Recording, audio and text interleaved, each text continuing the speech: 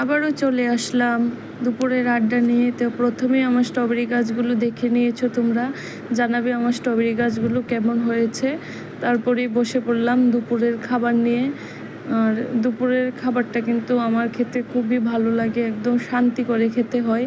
তো প্রথমেই কিন্তু শুটকি নিয়ে নিলাম। শুটকিটা কিন্তু আমাদের ত্রিপুরার মানুষের একদম সবথেকে প্রিয় খাবার। দেখো সজনে ডাঁটা, তারপরে এটার মধ্যে মিষ্টি কুমড়ো দিয়েছি, সঙ্গে কিন্তু আমি কাঁঠালের বিচিগুলো কিন্তু ফেলবে না কেউ, ওগুলো দিয়ে খুব স্বাদ করে বানিয়ে নিতে পারবে শুটকি। তারপরে কিন্তু আমি নিয়ে নিলাম এখানে একটা মাছের লেজা।